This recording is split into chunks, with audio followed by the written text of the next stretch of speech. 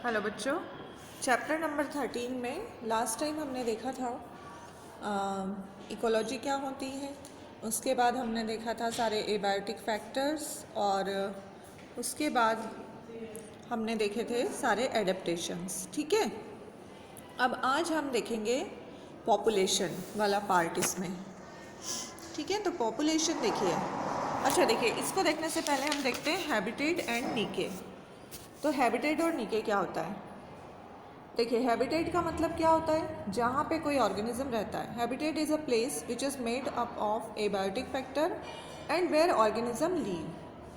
ठीक, तो हैबिटेट जो है, जैसे हम बोलें कि all the organism adapt themselves according to its habitat, यानी हर ऑर्गेनिज्म अपने आप को उसके हैबिटेट के अकॉर्डिंग एडेप्ट करता है। जैसे जो हिल्सा फिश है वो समुद्र में भी रह सकती है और नदी में भी रह सकती है। ठीक, और नीके, नीके क्या होता है?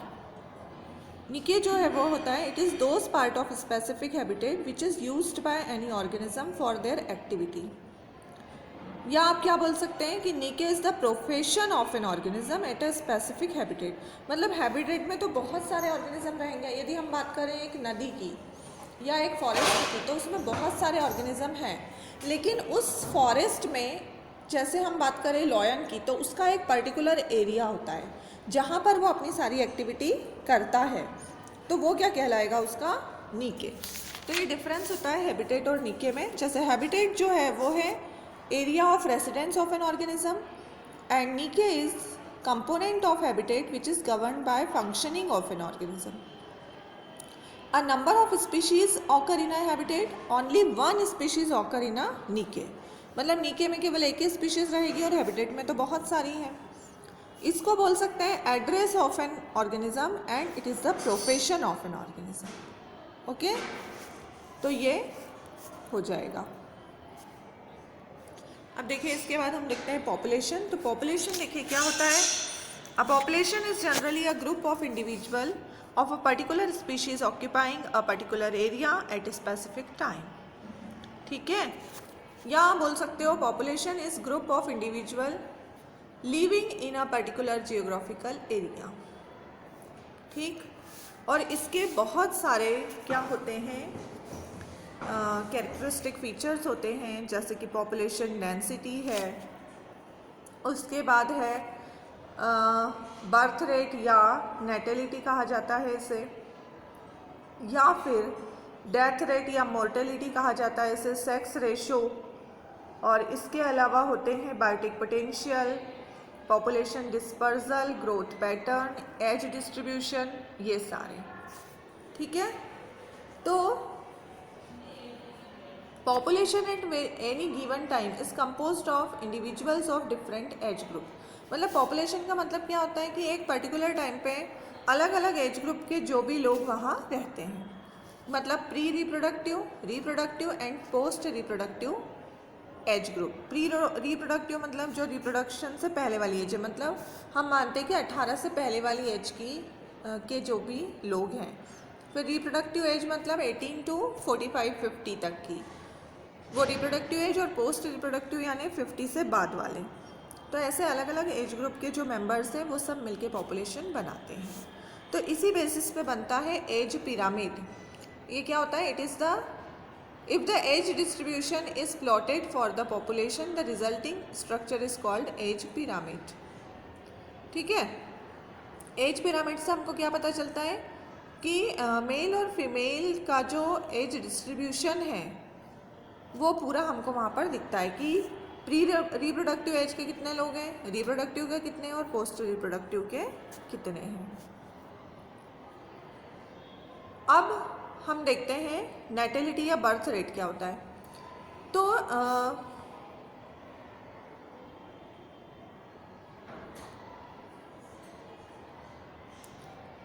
देखिए, चलिए उससे पहले ये देखते हैं कि जो पिरामिड हमने बनाया, एज पिरामिड जो बनता है वो क्या बता रहा है?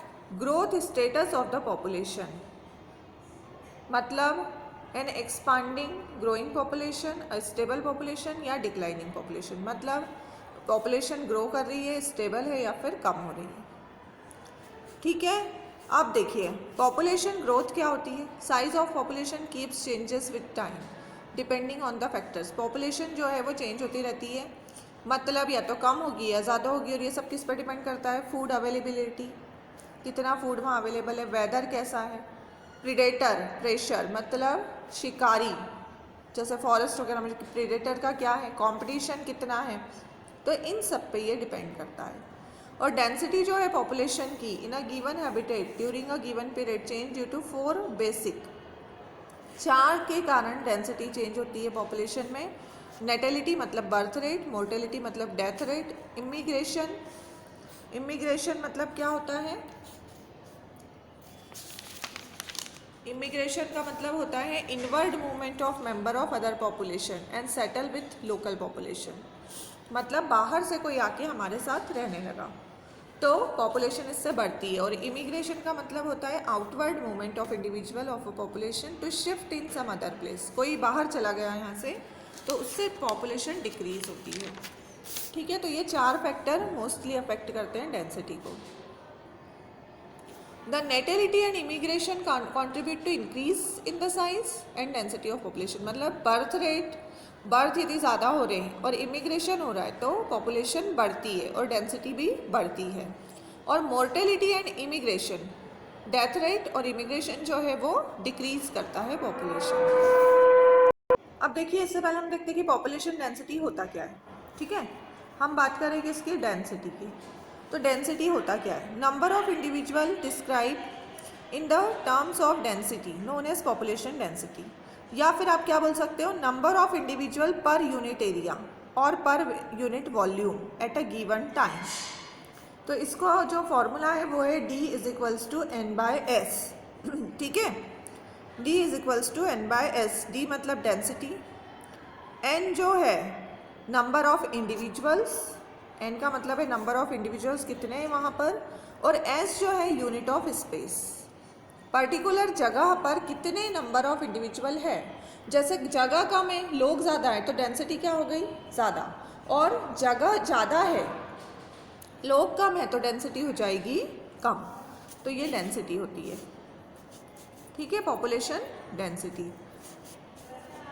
नेटेलिटी और इमिग्रेशन से डेंसिटी बढ़ रही है, मोर्टेलिटी और इमिग्रेशन से डेंसिटी कम हो रही है, और पॉपुलेशन भी कम ज़्यादा होगी इससे। तो पॉपुलेशन ग्रोथ की जो इक्वेशन है वो हम क्या देख सकते हैं, देखिए NT इज इक्वल्स टू क्या लिखा है, N0 plus B plus I minus D plus E। मतलब क्या हुआ, NT मतलब पॉपुलेशन डेंसिटी। ठीक है, पॉपुलेशन इन द बिगिनिंग मतलब शुरू में क्या पॉपुलेशन थी, उसमें क्या जोड़ना है हमको, बर्थ रेट और इमिग्रेशन, और उसमें से माइनस करना है डेथ और इमिग्रेशन। तो ये वहाँ का अपना ग्रोथ का जो है ये फॉर्मूला है कि आपकी प्रॉपर पॉपुलेशन जो है वो निकल के आ जाएगी। ठीक है, ये आ रहा है आपको समझ में, पॉपुलेशन डेंसिटी क्या होती है, बर्थ रेट क्या होता है, number of individual produced by the population in a unit time, ये होता है नेटेलिटी।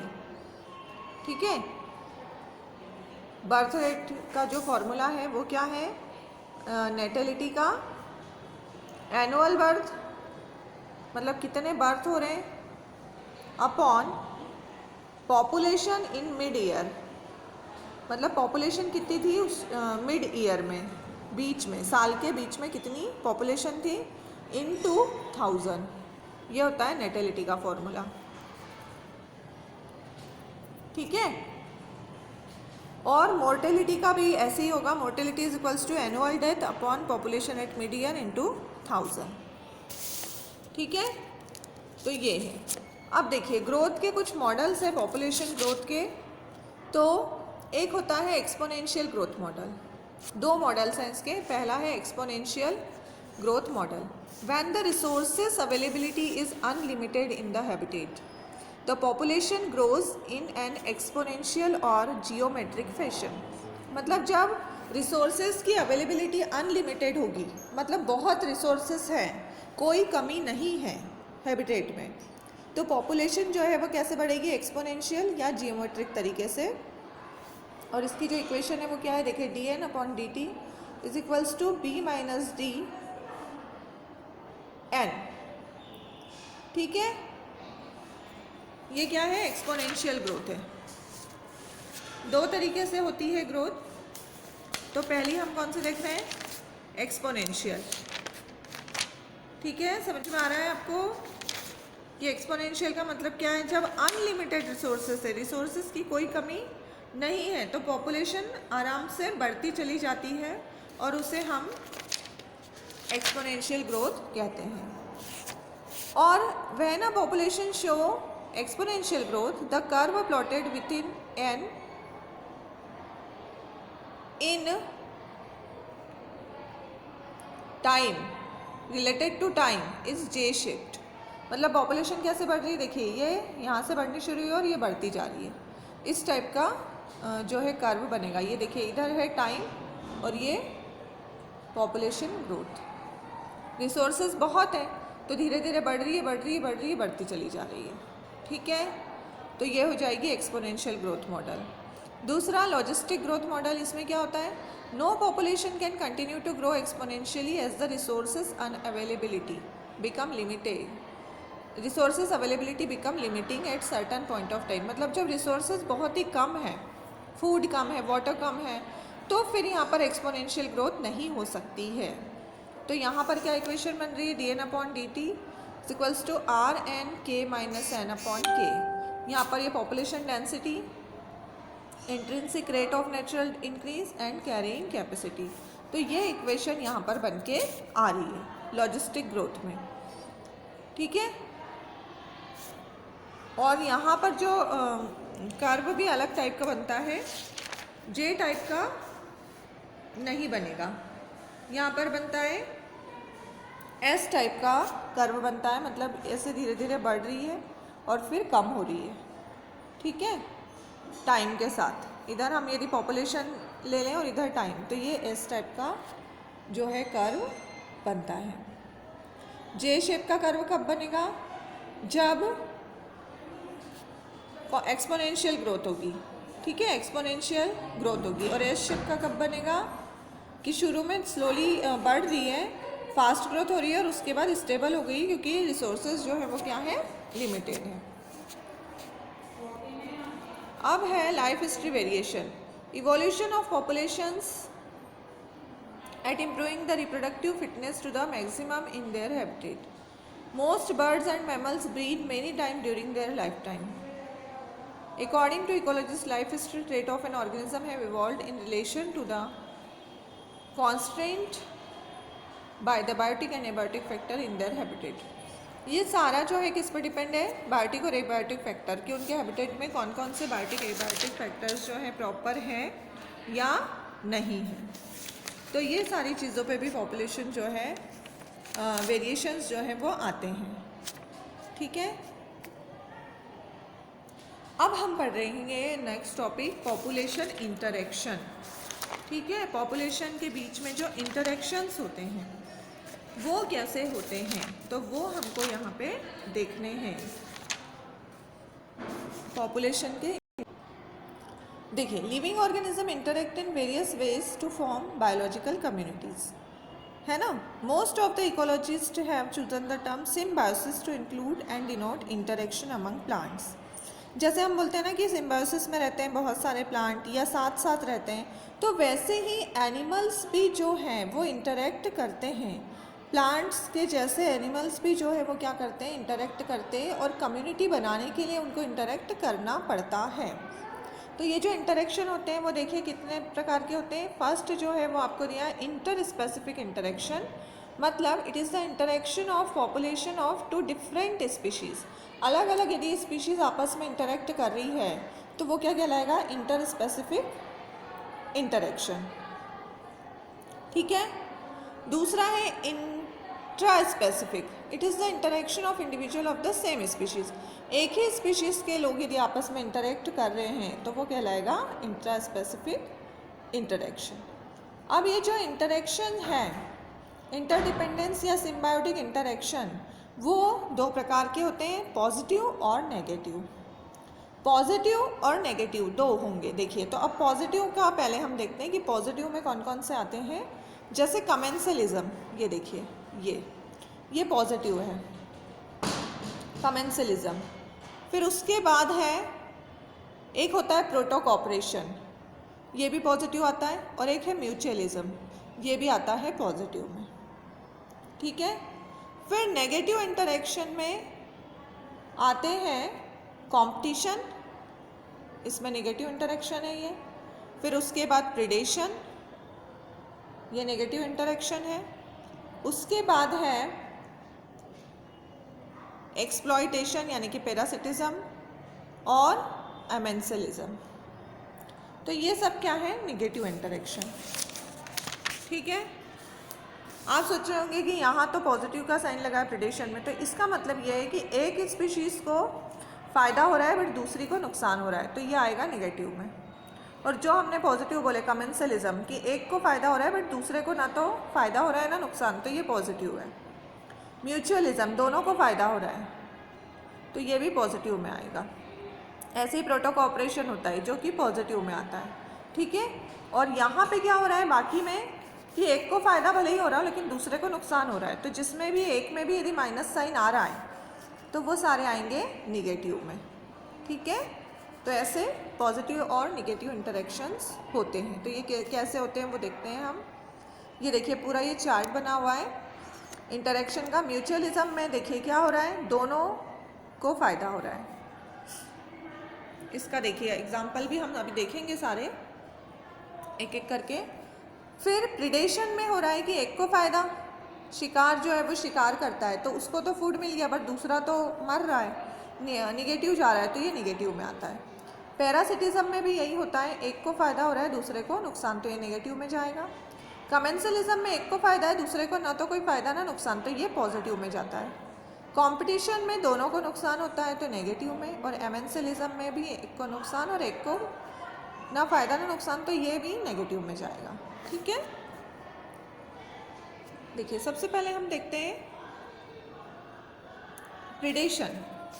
प्रीडेशन क्या होता है, नेगेटिव है ये।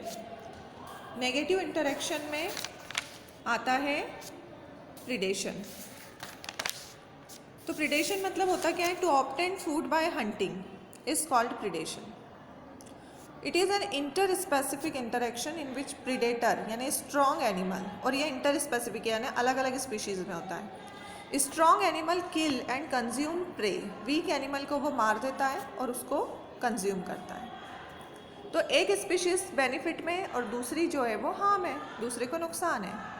तो इसमें होता क्या है, it is the way to transfer the energy from lower trophic level to higher trophic level. इसमें क्या हो रहा है, जो लोअर ट्रॉफिक लेवल है उससे हायर में एनर्जी जा रही है।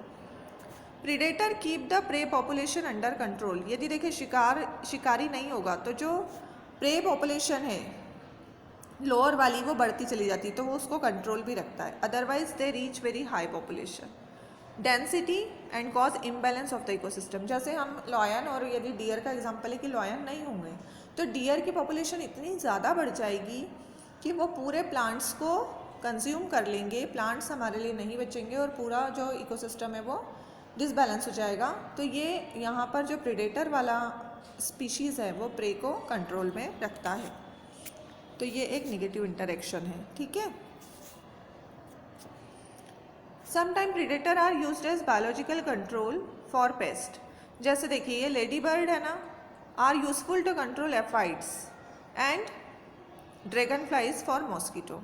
ये इसको क्या करते हैं, बायोलॉजिकल कंट्रोल भी कर लेते हैं पेस्ट का।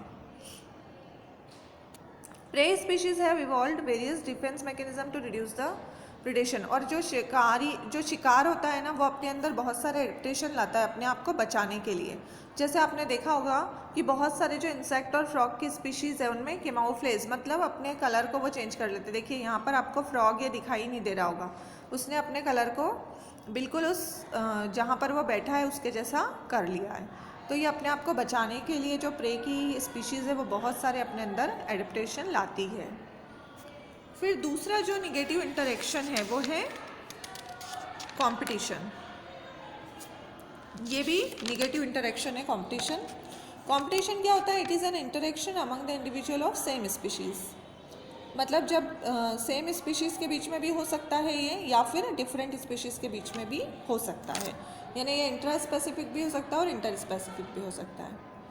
ठीक है, तो competition between individual of same species is for same resources that are limited. ये रिसोर्सेज के लिए हो सकता है क्योंकि रिसोर्सेज क्या होते हैं? कम होते हैं।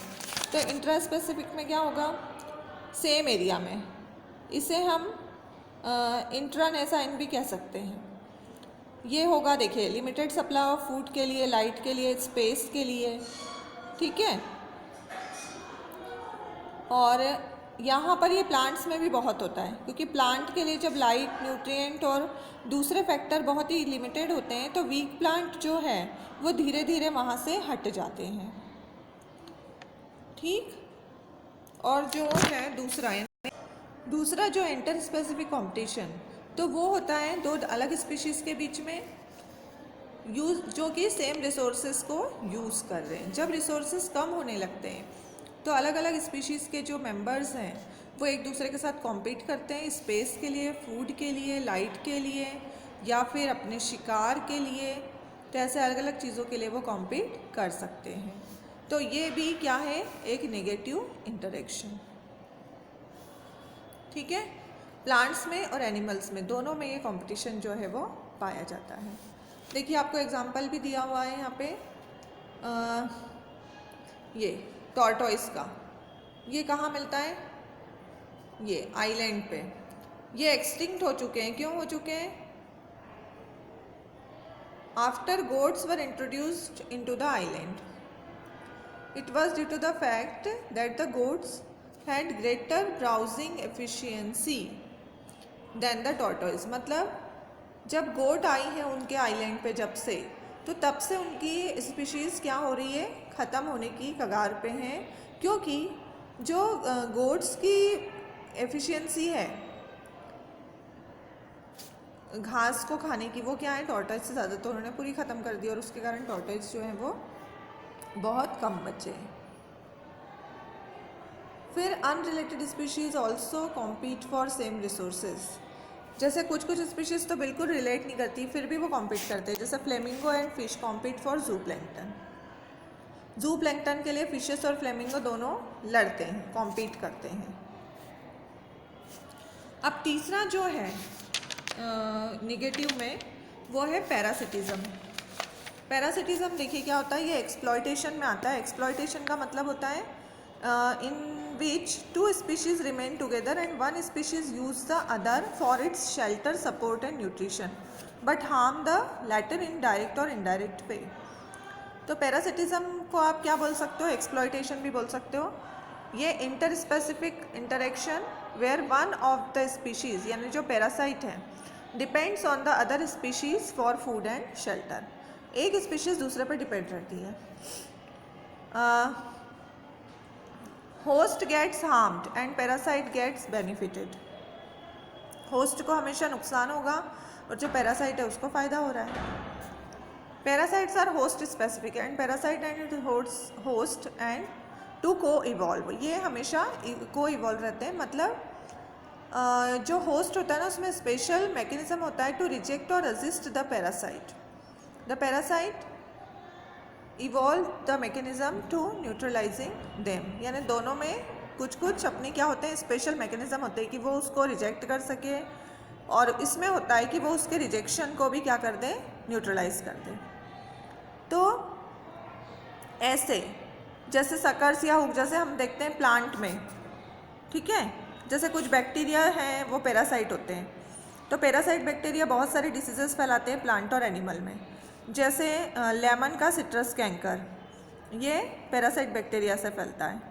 फिर ह्यूमन बीइंग में डायरिया, निमोनिया, टिटनस, प्लेग, ये सब बैक्टीरिया से फैलती है, ये पैरासाइट बैक्टीरिया हैं।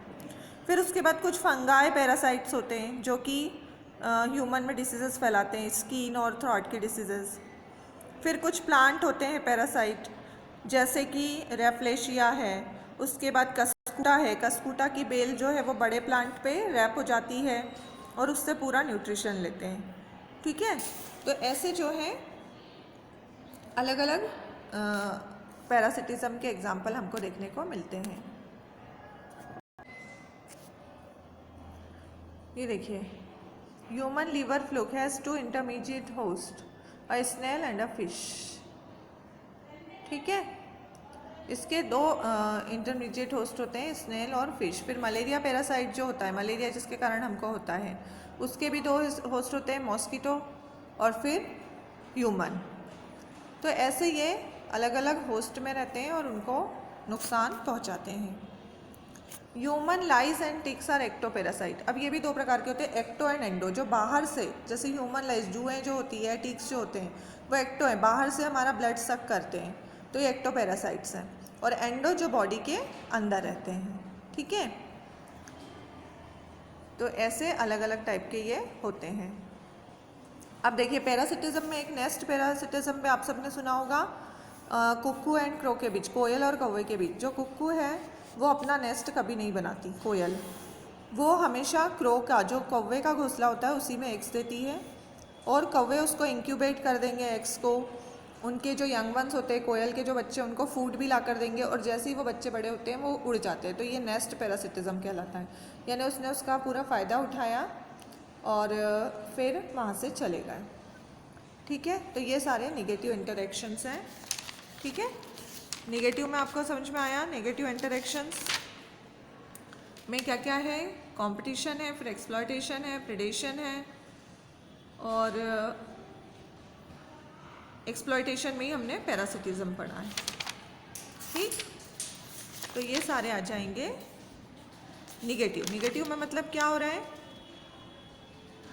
कि एक को फ़ायदा हो रहा है और दूसरे को नुकसान हो रहा है, या दोनों को भी नुकसान हो सकता है, जैसे कि किस में हो रहा है, कंपटीशन में। फिर एक होता है नेगेटिव में अमेंसलिज्म।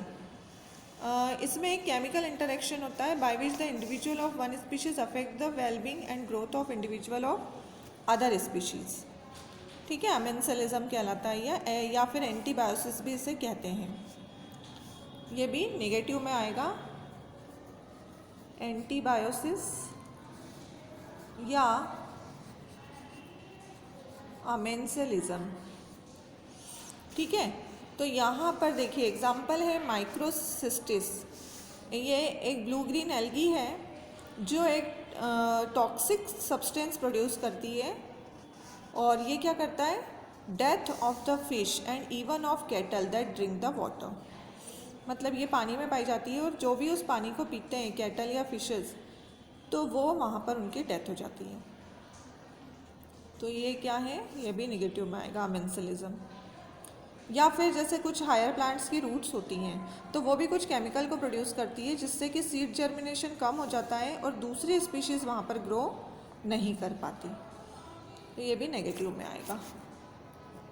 अब हम देख रहे हैं पॉजिटिव। पॉजिटिव इंटरेक्शन में 3 हैं, जो कि हैं कौन कौन से, देखिए, कमेंसलिज्म, प्रोटोकोऑपरेशन और म्यूचुअलिज्म। तो पहले हम देख रहे हैं commensalism. It is the interspecific interaction in which one species benefited and the other is neither harm nor benefit. मतलब एक को तो बहुत फ़ायदा हो रहा है लेकिन दूसरे।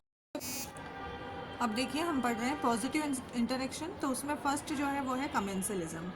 ठीक है, तो ये जो है, ये क्या है, this type of interaction occurs in between 2 organism of 2 different species in which one species benefits and the other is neither benefited nor harmed।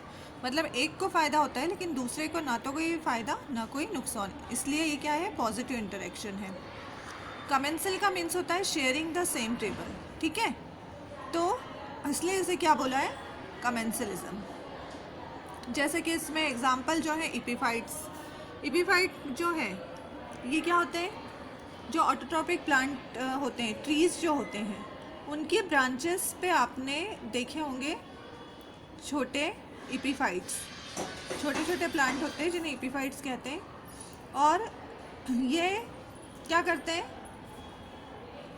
Chlorophyllous होते हैं, और इनमें 2 टाइप के रूट्स होते हैं, एरियल और क्लिंगिंग रूट्स। तो एरियल रूट्स जो है उनमें क्या होता है, एटमॉस्फेयर से वो मॉइस्चर को एब्जॉर्ब करते हैं, और जो दूसरे रूट्स होते हैं वो मिनरल को एब्जॉर्ब करते हैं ट्री की बार्क से। तो ये क्या कर रहे हैं, मिनरल ले रहे हैं अपने जो बड़ा वाला ट्री है उससे, उस पर शेल्टर ले रहे हैं, लेकिन उसको कोई भी नुकसान नहीं पहुंचा रहे। ठीक, तो एपीफाइट्स के एग्जांपल है ऑर्किड और फर्न्स। तो ये क्या हो जाएगा, कमेंसलिज्म का एग्जांपल। फिर उसके बाद जो है एक एग्जांपल आता है sucker fish and shark. Sucker fish जो है वो अपने आप को अटैच कर लेती है अंडर साइड ऑफ शार्क, यानी सकर की हेल्प से शार्क की बॉडी में वो अटैच हो जाती है, और उसके साथ शार्क के साथ साथ वो बहुत दूर तक ट्रेवल कर लेती है। ठीक है, और इसके कारण, शार्क के कारण क्या होता है कि सकर फिश जो है वो बच जाती है उसके शिकारियों से। छोटी होती है वो, तो वो शिकारियों से भी बच जाती है शार्क के कारण। ठीक है, और जो शार्क खाना खाती है तो उसके माउथ से जो छोटे छोटे टुकड़े फ्रेगमेंट्स गिरते हैं फूट के, वो उनको खा लेती है। तो शार्क को इसमें कोई नुकसान नहीं है, ना तो कोई फ़ायदा ना नुकसान, लेकिन सकर फिश को बहुत सारे फ़ायदे हैं। तो ये कमेंसलिज्म का एग्जाम्पल है। ऐसे ही क्लाउन फिश जो है वो रहती है सी एनीमोन के साथ, और प्रोटेक्शन मिलता है उसको सी एनीमोन के साथ रहने से। तो ये सारे कमेंसलिज्म के एग्जाम्पल्स हैं। ठीक है, अब इसी में दूसरा आता है प्रोटोकोऑपरेशन। प्रोटोकोऑपरेशन का क्या मतलब है, type of interaction where both populations are benefited but not obligatory. मतलब दोनों के सर्वाइवल के लिए ये ज़रूरी नहीं है, लेकिन यदि वो साथ में रहते हैं तो दोनों को फ़ायदा होगा। तो इसे नॉन ऑब्लिगेटरी म्यूचुअलिज्म भी कहते हैं। जैसे हर्मिट क्रैब और सी एनीमोन। हर्मिट क्रैब और सी एनीमोन में क्या होता है, जो क्रैब है ना वो क्या करता है, uses the gastropod shell as a portable shield and the sea anemone eat the left over food of the crab. Sea anemone उसका बचा हुआ खाना खा लेता है, और which is protected from its predator by the stinging cell of the sea anemone. तो ऐसे दोनों को फ़ायदा हो रहा है, और दोनों, पर ये ज़रूरी नहीं कि दोनों साथ में रह सकते हैं। ऐसे बर्ड्स जो कि आपने बड़े बड़े कैटल्स जो होते हैं, गाय हैं, भैंस है, उनकी बॉडी पे बर्ड्स को बैठे हुए देखा होगा, काऊ और बफेलो की बॉडी पे। तो ये जो बर्ड्स होते हैं वो क्या करते हैं, eat the lysis and other parasite and protect the cattle. यानी उनकी बॉडी पे जो भी छोटे छोटे क्या होते हैं, पैरासाइट्स होते हैं, ये उनको खा लेते हैं और उनको न्यूट्रिशन मिल रहा है। ठीक है ना, और इससे कैटल को क्या फ़ायदा है कि उनके ऊपर के जो पैरासाइट है वो हट गए हैं। ठीक, ऐसे राइनो और टिक बर्ड, ये भी सेम इनमें मिलता है। या फिर क्रोकोडाइल और क्रोकोडाइल बर्ड। क्रोकोडाइल और क्रोकोडाइल बर्ड भी क्या करता है, क्रोकोडाइल जो है उसके जॉज में जो उसका माउथ होता है, तो उसके जॉज में लीचेस जो है वो चली जाती है। तो बर्ड जो है वो लीचेस को खा लेता है जब क्रोकोडाइल अपना जॉ को ओपन करता है। तो ऐसे दोनों को फ़ायदा हो रहा है। तो ये प्रोटोकोऑपरेशन हो जाएगा। ठीक है, अब म्यूचुअलिज्म या सिम्बायोसिस, तो ये क्या है, inter specific interaction in which both the species interact and gets benefit. ये क्या है, दोनों को फ़ायदा हो रहा है। लेकिन देखिए प्रोटोकोऑपरेशन में क्या था कि ज़रूरी नहीं है वो साथ में रहें, लेकिन यहाँ पे ये लोग साथ में रहते हैं। ये फिजियोलॉजिकली रिलेटेड रहती है यहाँ पे दोनों स्पीशीज़। जैसे कि सबसे बेस्ट एग्जांपल है इसका लाइकेन। लाइकेन मतलब किस किस का एसोसिएशन, एल्गी और फंजाई का। तो फंगस जो है वो वाटर को एब्जॉर्ब करती है, मिनरल को एब्जॉर्ब करती है, और एल्गी जो है वो फोटोसिंथेसिस करके फूड बनाता है। तो दोनों म्यूचुअली बेनिफिटेड होती है यहाँ पे। दोनों की लाइफ यहाँ इम्पॉसिबल होती है एक दूसरे के बिना। ठीक है, और प्रोटोकोऑपरेशन में क्या था, वो दोनों एक दूसरे के बिना भी रह सकते हैं। तो लाइकेन है। फिर सिम्बायोटिक नाइट्रोजन फिक्सर्स जो होते हैं, या माइकोराइजा। माइकोराइजा जो है ये भी एक सिम्बायोटिक एसोसिएशन का बहुत अच्छा एग्जांपल है। ये फंगस और रूट ऑफ एनी प्लांट का एसोसिएशन होता है। ठीक है, इसमें फंगस जो है वो क्या करता है, forms the mantle on the roots and behave like root hair. ये रूट हेयर की तरह काम करता है और एब्जॉर्ब करता है वाटर और मिनरल को सॉइल से, और इसके बदले में प्लांट उसको स्पेस और फूड मटेरियल प्रोवाइड कर रहा है। तो ये सिम्बायोटिक एसोसिएशन या म्यूचुअलिज्म होता है। तो ये सारे क्या हो जाएंगे, पॉजिटिव इंटरेक्शंस। ठीक है, तो ये सारे इंटरेक्शन भी एनवायरनमेंट में पाए जाते हैं, मतलब इसके बिना पूरा जो हमारा इकोसिस्टम है वो काम नहीं करता। फिर एमेंसिलिज्म, ये हमने देखा था, इसमें क्या होता है, एक स्पीशीज़ जो है उसको नुकसान होता है, दूसरे को ना तो कोई फ़ायदा ना नुकसान, तो ये निगेटिव में आएगा, है ना। जिसमें हमने देखा था कि वो जो टॉक्सिक मटेरियल क्रिएट करते हैं कुछ प्लांट्स है या फंगस है या बैक्टीरिया हैं, तो ये आ जाएगा इसमें। तो ये जो सारे हैं ये हमारे इंटरेक्शन हो जाएंगे। तो बेटा ये जो है 13 चैप्टर में बस इतना ही था ऑर्गेनिज्म और पॉपुलेशन में। इसमें हमने देखा था पूरा इकोलॉजी, फिर उसके बाद फैक्टर्स यानी एबायोटिक फैक्टर्स सारे, उसके बाद जो है एडेप्टेशंस देखे हमने सारे, फिर पॉपुलेशन से रिलेटेड कुछ चीज़ें कि ग्रोथ और ये सब किस पे डिपेंड करती है, birth rate, death rate, population density, 2 प्रकार के कर्व जो बनते हैं, एडेप्टेशन देखा, और फिर उसके बाद ये सारे इंटरेक्शंस। तो ये 13 चैप्टर जो है वो हमारा कंप्लीट हो रहा है। अब हम नेक्स्ट जो है वो देखेंगे चैप्टर नंबर 14, इकोसिस्टम। ठीक है, थैंक यू।